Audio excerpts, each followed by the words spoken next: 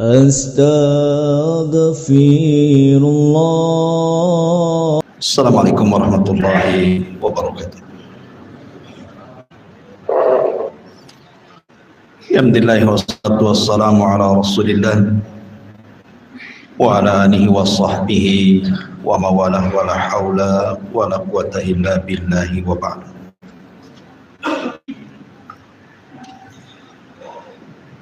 Baik, kita lanjutkan kajian kita, masih membahas kitab Syarhus Sunnah li Imami Ahli Sunnati wal Jamaah Al-Imam Al-Barbahari rahimahullah. Qala al-muallif rahimahullah ta'ala wa idza ra'aita ar-rajula yajlisu ma'a ahlil ahwa'i fahdharhu wa'rifhu fa in jalasa ma'ahu ba'da ma 'alima fattaqihi fa innahu sahibuha. Wa idza sami'ta ar-rajula ta'tihi bil athari fala yuridu wa yuridul qur'ana fala tashukku annahu rajulun qad ihtawa 'ala zandaqati fakum ilman indahu wada'.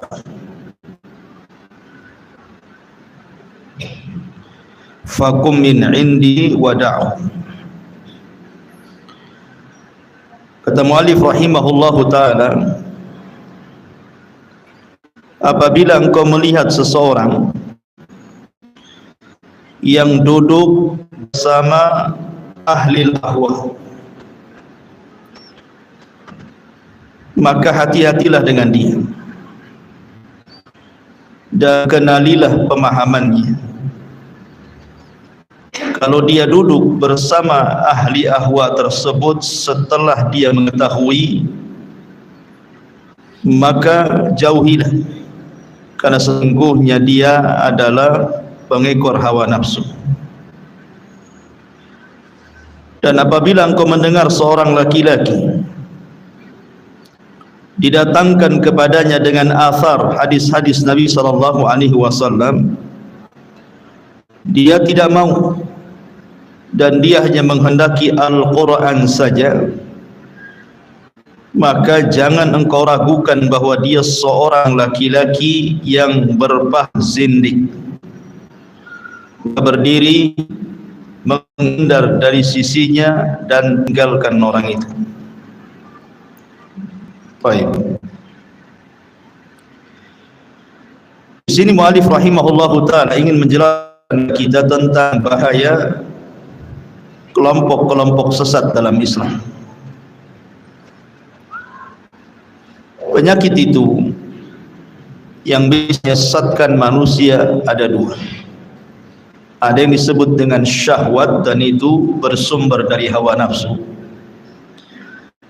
Ada yang disebut dengan syubhat, dan itulah bersumber dari syaitan dan iblis. Nah, penyakit yang dibahas di sini adalah penyakit syubhat.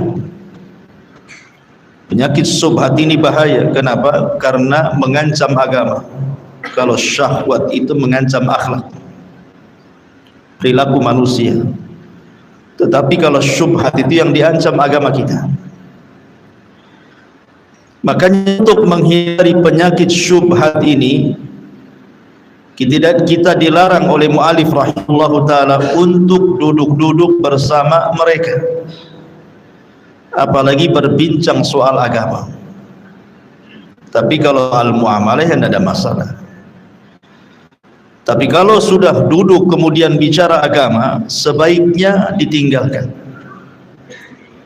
Makanya mu'alif rahimahullahu ta'ala mengatakan, apabila engkau melihat seseorang yang duduk bersama ahlil ahwa. Syekh Shalih Fauzan hafizahullahu ta'ala mengatakan, apa sih ahlil ahwa di sini? Beliau mengatakan ahlil ahwa adalah alladzina yattabi'un ahwa'ahum yattabi'unal kitaba was sunnata.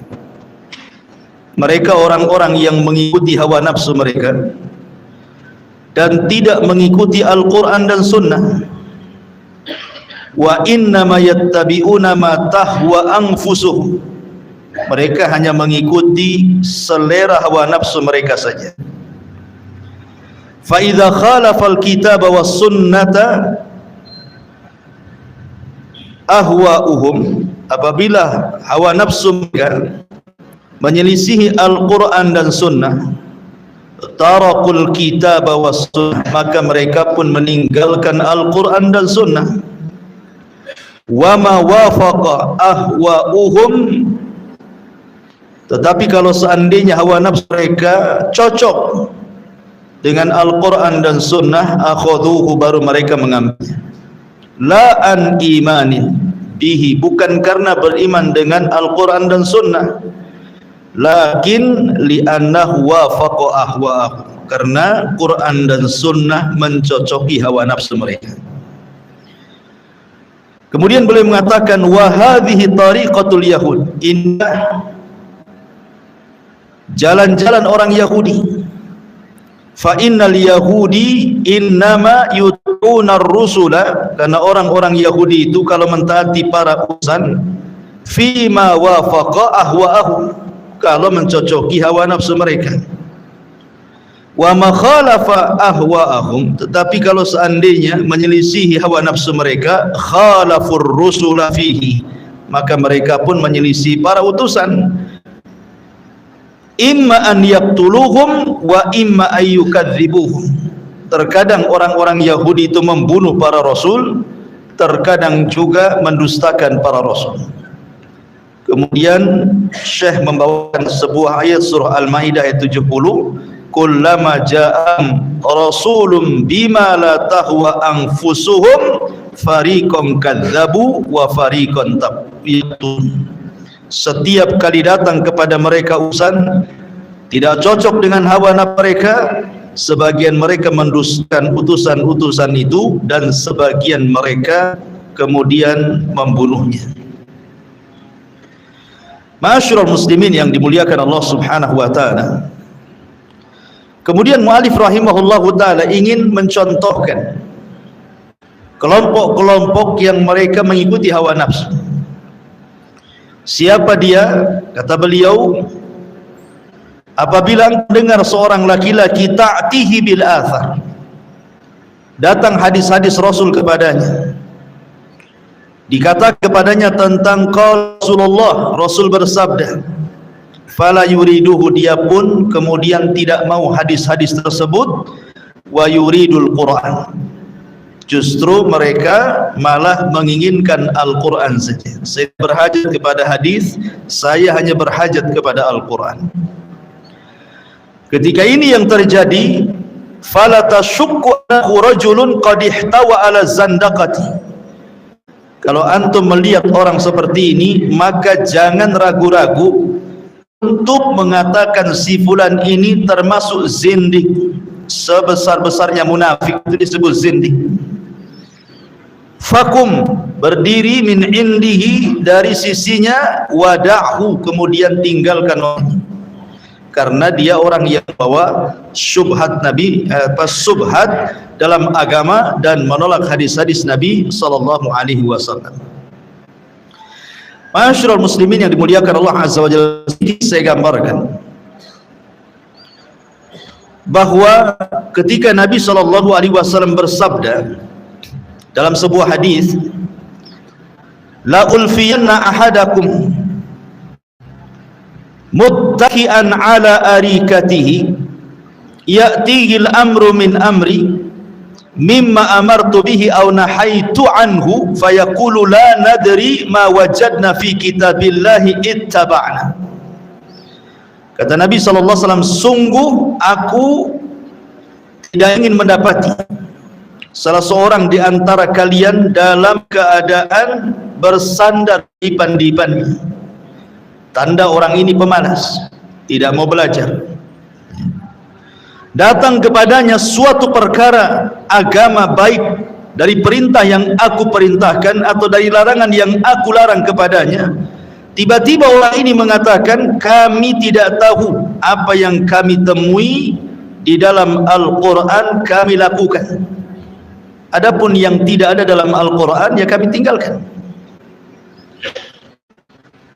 Hadis ini kata Imam Al-Mubarakfuri, beliau mengatakan bahwa ini adalah alamatun nubuwah, tanda-tanda kenabian.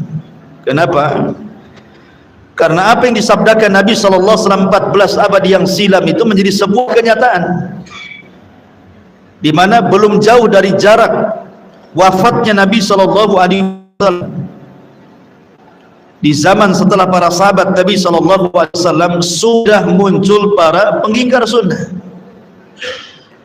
kemudian berkembang sampai kepada hari ini. Ma'asyiral muslimin yang dimuliakan Allah Azza wa Jalla, kenapa kemudian mu'alif rahimahullah ta'ala ingin menjelaskan tentang satu kelompok yang disebut ahlul bid'ah wal ahwa, adalah para pengingkar sunnah? Karena bahaya sekali orang mengingkari sunnah. Kita sebagai ahli sunnah wal jamaah sangat paham bagaimana manzilatus sunnah, kedudukan sunnah itu terhadap Al-Quran. Makanya perhatikan beberapa ucapan ulama salaf. Abdullah bin Abbas radhiyallahu anhu mengatakan, man kafara bir rajmi faqad kafara bil Quran.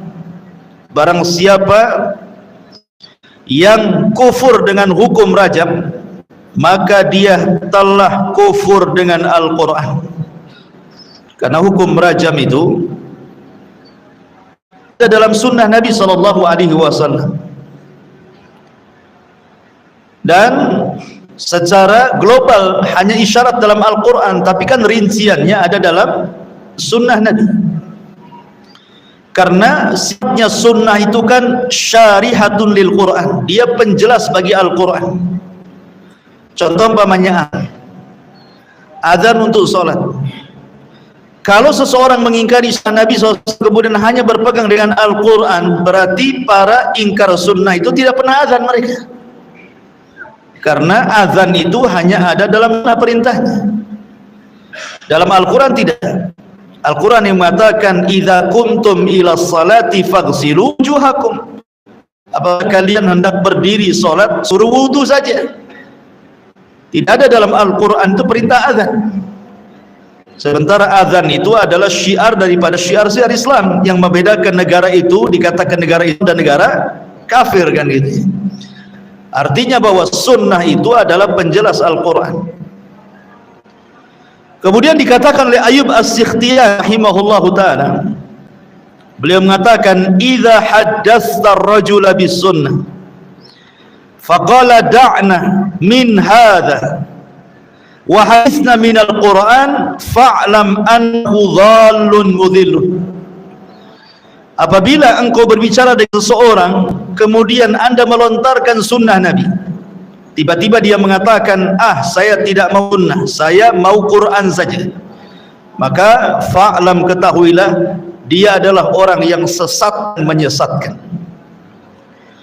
Kemudian juga dikatakan Al-Imam Al-Ajuri rahimahullahu ta'ala, dia mengatakan jami'u faraidillah allati farradhaha fi kitabihi la yu'lam al-hukmu fiha illa bisunani Rasulillah sallallahu alaihi wasallam.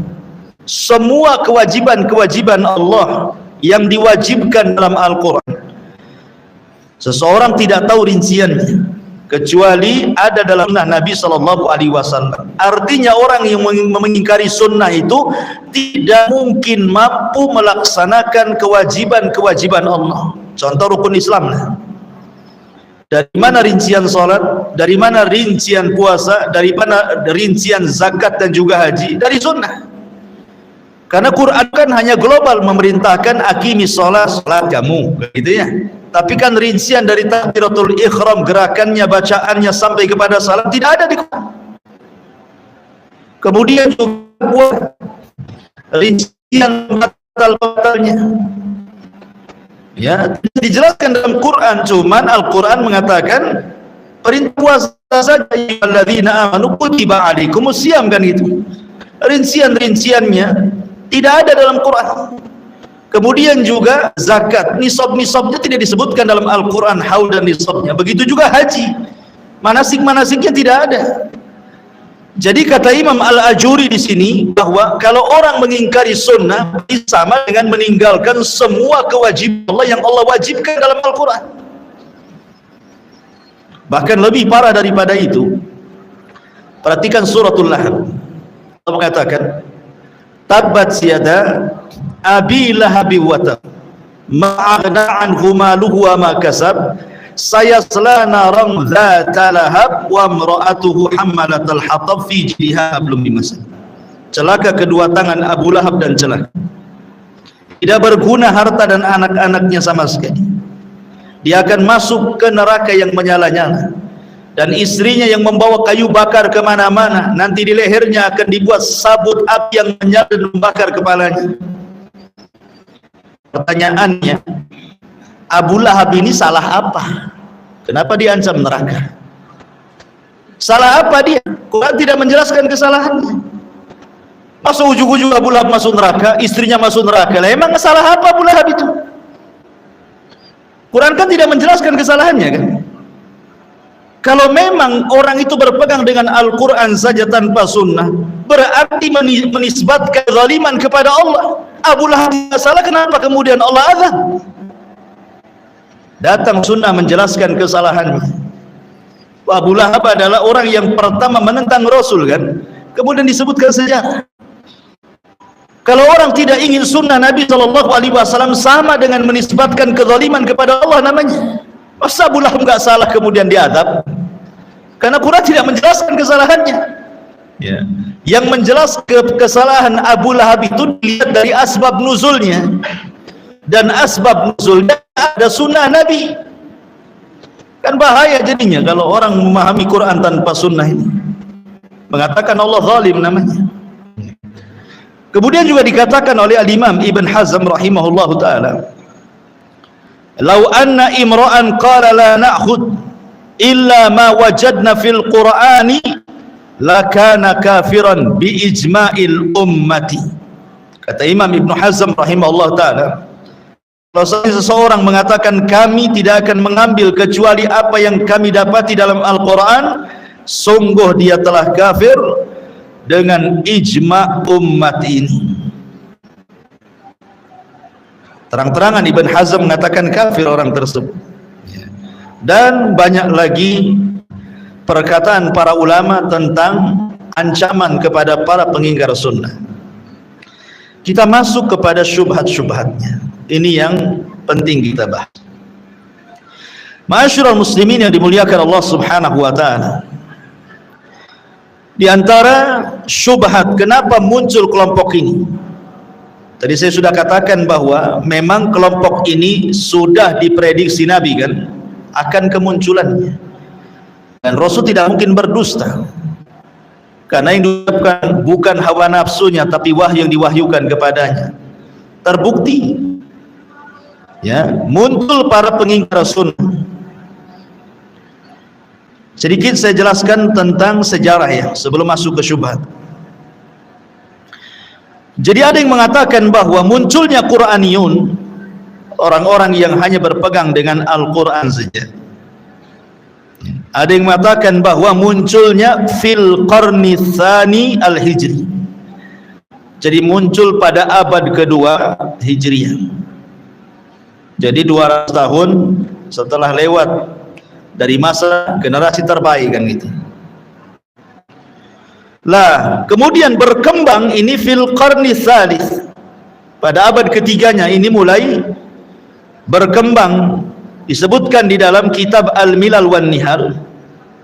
Ketika kemudian datang orang-orang Inggris, kemudian menyerbu ataupun menjajah orang-orang India, maka mulailah kemudian pemikiran-pemikiran tentang pengingkaran sunnah Nabi SAW itu muncul di India. Jadi negara yang pertama kali memunculkan pemahaman ini adalah di India saja. kemudian tersebar sampai ke Irak, ke Libanon, sampai ke negeri kita dan negeri sebelah Malaysia, dan hampir semua negeri ada pemahaman ini. Apalagi kemudian kalau kita lihat di Mesir ada Jamiah Ibnu Khaldun, sekarang sudah ditutup dia, yang didanai oleh orang-orang Amerika. Itu juga melahirkan tokoh-tokoh ingkarus sunnah, sampai kemudian berseberangan dengan Mufti Azhar. Akhirnya mereka masuk ke penjara. Ketika keluar mereka hijrah ke Amerika, kemudian menyebarkan pemahamannya di sana. Muncullah kemudian pemahaman-pemahaman liberal yang semacamnya. Salah satunya adalah pengingkaran terhadap sunnah Nabi SAW. Jadi orang yang mengingkari sunnah itu tujuannya adalah 3. Pertama, memang hendak menghancurkan agama, memutus antara hubungan kita dengan Allah Subhanahu wa ta'ala. Dan ini paling bahaya, karena mengingkari sunnah kan sama dengan menghancurkan agama. Bagaimana kita bisa menyembah Allah kalau tanpa sunnah? Karena solat itu rinciannya ada dalam sunnah. Bagaimana caranya kita menyembah Allah? Jadi orang yang mengingkari sunnah tujuannya memang menghancurkan agama, membuat keraguan-raguan orang itu untuk beragama. Kemudian juga yang kedua, bahwa tujuannya adalah mereka hendak membatalkan Al-Quran itu sendiri. Karena kalau seandainya orang itu hendak memahami Al-Quran, sampai kiamat nggak paham-paham Quran itu, kalau tidak dijelaskan oleh sunnah. Macam mana cara memahami Al-Quran tanpa sunnah? Ya seperti contohnya tadi tentang kasus Abu Lahab. Akhirnya orang rancau gitu, masa orang tidak bersalah masuk neraka? Akhirnya secara kemudian langsung ataupun tidak langsung mereka hendak membatalkan Al-Quran. Kemudian juga yang ketiga, mereka hendak mengagungkan akal dan membuang nas daripada Al-Quran atau sunnah Nabi. Karena para pengingkar sunnah itu hujahnya lebih banyak menggunakan akal mereka. Makanya mereka disebut ahlul ahwa, pengikar hawa nafsu. Inilah yang kemudian 3 poin ini kenapa munculnya gerakan-gerakan pengingkaran sunnah Nabi sallallahu alaihi wasallam. Baik, syubhat yang pertama, mudah-mudahan cukup waktunya. Di sini ada 7 syubhat. Ya. Yang pertama, mereka mengatakan bahwa sunnah itu berbeda dengan Al-Quran. Mereka menganggap bahwa sunnah itu berbeda dengan Al-Quran. Karena sunnah itu dicatat belakangan, dikumpulkan belakangan. Beda dengan Al-Quran, kata mereka. Al-Quran itu sudah dicatat sejak zaman Nabi SAW, bahkan ada yang disebut kutabul wahyi, para penulis wahyu. Tapi kan sunnah itu belakangan, baru terkumpul oleh para ulama-ulama hadis katanya. Sehingga keotentikannya dipertanyakan. Bisa saja kemudian mereka tersilap ataupun mereka sengaja membuat-buat apa yang tidak diucapkan Rasul, dimasukkan Pak ke dalamnya. Ini yang paling kuat hujah mereka mengatakan seperti itu. Maka kita katakan sebenarnya Al-Quran dan Sunnah itu juga ditulis, maksudnya dikumpulkan secara utuh.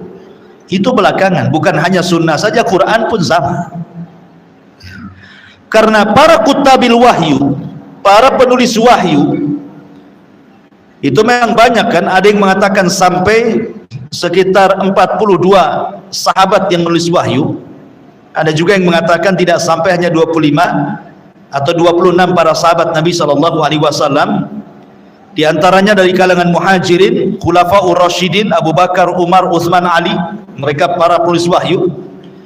Kemudian juga ada Khalid ibn Sa'id ibn As, Amir ibn Fuhaim, Arqam bin Abi Arqam, Hatib bin Amr, Zubair bin Awam, Talha bin Ubaidillah, dan begitu seterusnya dari kalangan muhajirin. Kemudian dari kalangan Ansar namanya Abi Ayyub al-Ansari. Kemudian Khalid ibn Zaid, kemudian yang masyhur Ubay ibn Ka'ab, Zaid ibn Thabit, Abdullah ibn Rawaha, Mu'ad ibn Jabal, dan banyak sekali. Kemudian setelah Hudaybiyah muncul lagi para penulis wahyu seperti Abi Sufyan dan anak-anaknya, Muawiyah bin Abi Sufyan, kemudian juga Sa'id ibn As, Mughirah ibn Syu'bah, Amr ibn Ashrah ibn Hasanah, dan begitu seterusnya. Para kutabul wahyi ini, mereka ketika menulis wahyu, mereka itu tidak memiliki secara utuh. Pamannya Abu Bakar, mungkin dia mencatat surah Al-Baqarah, Ali Imran saja. Kemudian sahabat yang lain Al-An'amnya, kemudian sahabat yang lain Al-A'rafnya, kemudian sahabat yang lain Asyura'nya, kemudian sahabat lain Qaf Nunnya, namanya begitu. Jadi tidak ada satu sahabat itu yang mengumpulkan satu Al-Quran. Jadi masih bercecer di tangan-tangan para sahabat itu. Karena setiap Nabi turun wahyu itu memanggil beberapa sahabat yang disebut kutabul wahyu, tolong tulis. Jadi tidak ada yang khusus gitu yang mencatat dari awal sampai akhir. Lah, ma'asyiral muslimin yang dimuliakan Allah Azza wa Jalla, setelah Rasul meninggal, kemudian Abu Bakar Siddiq radhiyallahu anhu yang berkuasa, terjadilah perang melawan siapa? Musailamah al-Kadzdzab. Kemudian 70 syuhada dari kalangan hufadzul Quran banyak meninggal di perang Yamamah ini. Banyak hufadzul Quran yang meninggal dunia, 70 lebih para sahabat yang mutkin dalam Al-Quran mati syahid di perang Yamamah ketika melawan Musailamah al-Kadzdzab. Ada kekhawatiran dari Umar bin Khattab radhiyallahu anhu, kalau para penghafal Quran itu gugur satu persatu, nanti Quran akan ditinggalkan. Karena memang ihtimamnya para sahabat Nabi sallallahu alaihi wasallam itu ketika berhadapan dengan Al-Quran lebih banyak dihafal dibandingkan dicatat. Jadi para sahabat itu lebih suka menyimpan Al-Quran di dalam dada dibandingkan dalam tulisan. Namanya dhabtus sadri. Ya, ada juga dhabtul kitabah, tetapi kebanyakan para ulama salaf dulu, para sahabat, para tabi'in, mereka lebih kepada hafalan dibandingkan tulisan. Jadi kalau seandainya kemudian satu persatu gugur dalam peperangan kan, sementara himamnya mereka, semangatnya mereka meletakkan Quran dalam dada-dada mereka, secara otomatis nanti Quran akan ditinggalkan kan itu. Makanya Umar datang kepada Abu Bakar Siddiq radhiyallahu anhu, bagaimana kalau seandainya Abu Bakar mengumpulkan Al-Quran yang tercecer di tangan-tangan para sahabat. Akhirnya kemudian Abu Bakar awalnya tak mau. Alasannya kenapa? Karena tidak pernah dilakukan Nabi SAW. Tetapi kemudian Allah lapangkan dada Abu Bakar. Kemudian Abu Bakar Siddiq radhiyallahu an meminta siapa yang paling hafal terhadap Al-Quran. Rupanya ada seorang sahabat namanya Zaid ibn Thabit. Zaid inilah yang diperintahkan Abu Bakar untuk mengumpulkan Al-Quran. Tapi hanya dikumpulkan, habis itu diletakkan. Tidak seperti di masjid-masjid hampir semua pegang mushaf. Ada mushaf, antum datang ke masjid mau ngaji ambil mushaf. Tidak ada di zaman itu. Karena mereka membaca Al-Quran dari hafalan. Itu hanya antisipasi saja. Kalau kemudian banyak orang yang meninggal, nanti tidak ada rujukannya, makanya kemudian dikumpulkan, diletakkan begitu saja. Tidak dijadikan rujukan. Karena hafalan Quran mereka di dada-dada mereka masalahnya. Ya. Lah baru kemudian Abu Bakar Siddiq radhiyallahu anhu meninggal dunia. Kemudian Quran yang sudah dikumpulkan di masa Abu Bakar diletakkan di masa Umar, di rumahnya Umar bin Khattab radhiyallahu anhu. Pun tidak jadi rujukan, hanya diletakkan saja. Sahabat masih menghafal lewat hafalan-hafalan dada-dada mereka. Setelah Umar meninggal diletakkan di rumah Hafsah. Ya, menunjukkan bahwa di sini ada peran seorang wanita juga dalam menjaga Al-Quran, Hafsah.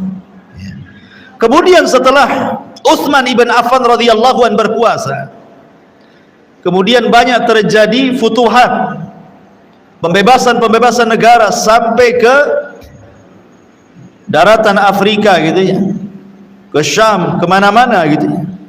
Mulailah terjadi khilaf di antara para sahabat soal qiraah. Hampir-hampir mereka perang gara-gara khilaf masalah qiraah ini.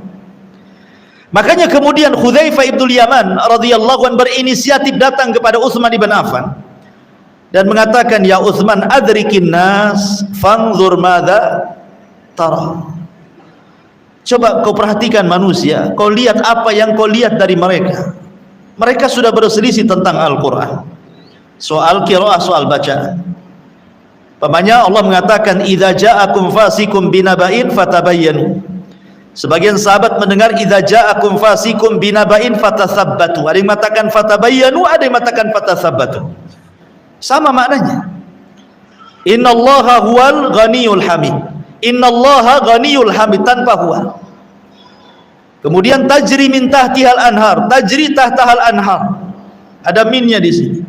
Mulai sahabat ini yang satu dengan yang menyalahkan.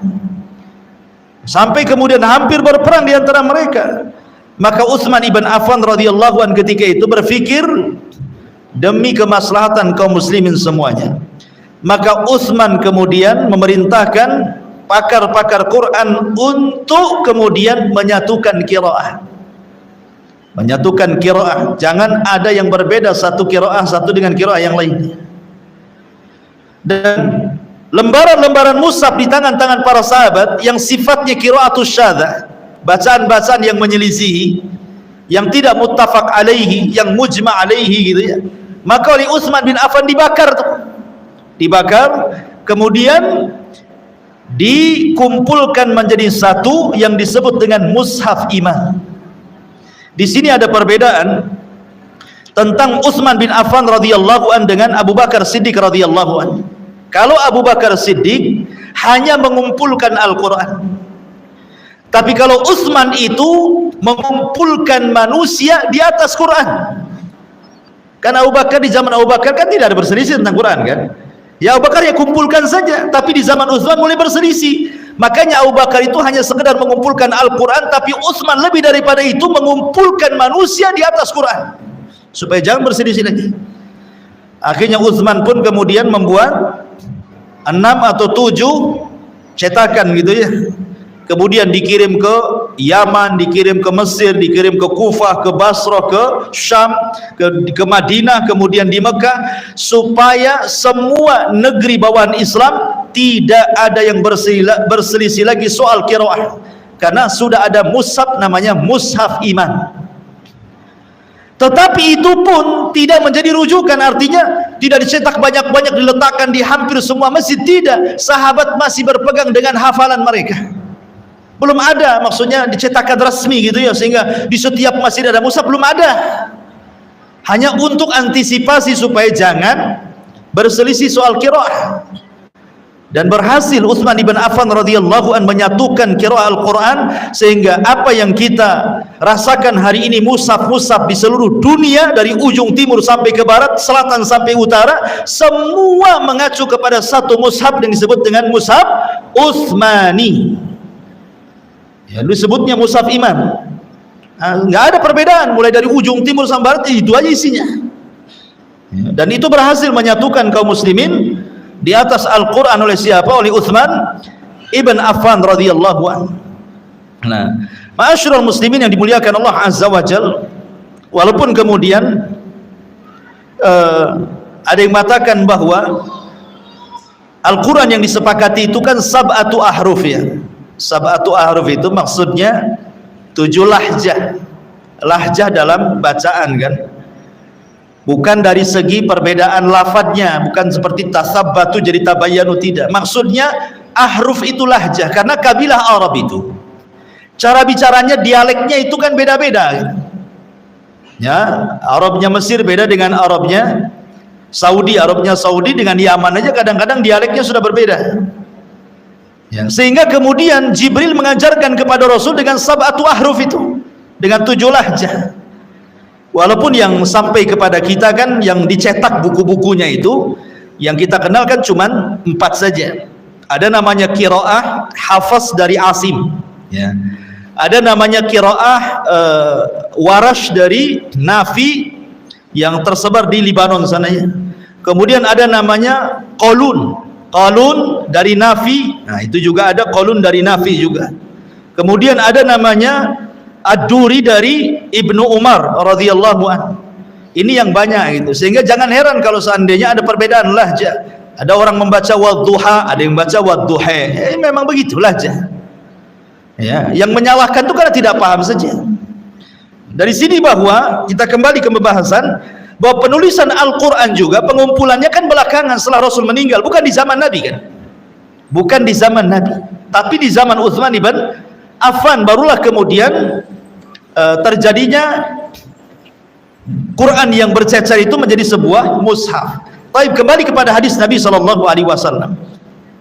Hadis Nabi SAW sebenarnya bukan dikumpulkan belakangan. Di zaman Rasul juga sudah ada yang mencatat hadis. Contoh umpamanya Abdullah ibn Amr ibn As yang dikatakan oleh Abu Hurairah radhiyallahu an, tidak ada satupun sahabat yang lebih hafal dibandingkan diriku kecuali, kata Abu Hurairah, Abdullah ibn Amr ibn As. Kenapa? Karena aku menghafal, dia mencatat. Ya, artinya sudah ada yang mencatat hadis kan. Sampai-sampai ketika itu Abdullah ibn Amr ibn As datangi oleh tokoh-tokoh Quraisy dan mengatakan, ngapain kau ini nulis apa yang dikeluarkan dari lisan Muhammad? Bukankah Muhammad itu terkadang bicara dalam kondisi ridha atau kondisi marah gitu? Akhirnya sempat berhenti Abdullah ibn Amr bin As mencatat, lapor kepada Nabi SAW tentang perkataan para pembesar Quraisy itu. Tapi Rasul mengatakan, sudah, uktub minni, catat saja dariku, wa ma kharaja minni ilal haq, karena tidak ada yang keluar dari lisanku kecuali kebenaran. Sejak itulah Abdullah ibn Amr bin As nulis lagi. Artinya bahwa dari zaman Nabi SAW sudah ada yang mencatat hadis Nabi SAW. Kemudian Rasul juga pernah mengatakan kepada Abi Syah, ketika Abi Syah datang kepada Rasulullah, ketika Rasul berpidato, dia mengatakan, Rasul, aku tidak mungkin hafal pidatomu sebanyak itu. Nah, tolong catatkan untukku pidatomu gitu ya. Maka Rasul mengatakan kepada sahabat, tolong catat pidatoku, berikan kepada Abu Syah, katanya. Artinya Rasulullah SAW juga mengarahkan untuk mencatat hadis. Bahkan Umar ibn Khattab radhiyallahu an pernah niat untuk mentadwin. Mentadwin itu mengumpulkan semua hadis Rasul, jadikan satu buku. Umar bin Khattab itu pernah ada niat seperti itu, tapi kemudian diurungkan niatnya. Kenapa demikian? Karena dia melihat bahwa ihtimam kepada Al-Quran lebih, makanya kemudian Umar lebih memilih untuk datang kepada Abu Bakar dan mengumpulkan Al-Quran dibandingkan hadis Nabi. Tapi niatnya sudah ada. Makanya muridnya Umar bin Khattab namanya Al-Kathir ibn Murrah ini kemudian setelahnya mengumpulkan menjadi tadwinil ahadis. Jadi hadis-hadis dikumpulkan, tapi tidak sempurna. Sempurnanya baru di zaman Umar bin Abdul Aziz. Jadi Umar bin Abdul Aziz rahimahullahu ta'ala ketika itu memerintahkan dua ulama besar, namanya Abu Bakar ibn Hazm dan juga Ibnu Syihab atau dikenal dengan Imam Zuhri, meminta kepada dua ulama ini untuk betul-betul mengumpulkan secara sempurna semua hadis-hadis Rasul dijadikan satu buku. Memang tidak secara tertib, baru yang mentartibkan secara tabwib bab itu kan ulama-ulama setelahnya. Baru ada bab sholat, bab puasa, bab ini kan ulama-ulama setelahnya kan. Karena ulama dulu itu yang penting dikumpulkan jadi satu, supaya jangan kemudian besar di mana-mana. Dan tentunya ketika para ulama mereka mengumpulkan hadis Nabi SAW, ikhwatu fiddin, mereka tidak sembarang mengumpulkan hadis. Mereka ada dhawabit, ada batasan-batasan. Mereka juga tahu mana hadis yang tidak benar, mana hadis yang benar. Karena tidak ada satupun umat dari umat-umat di luar daripada Islam yang memiliki perhatian kepada perkataan Rasul melebihi umat Islam. Nasrani tidak memiliki perhatian kepada ucapan-ucapan Isa. Yahudi tidak memiliki perhatian kepada ucapan-ucapan Musa. Hanya umat Islam yang memiliki perhatian kepada ucapan Rasul sampai kepada setiap kalimat, setiap huruf dalam kalimat itu dibahas.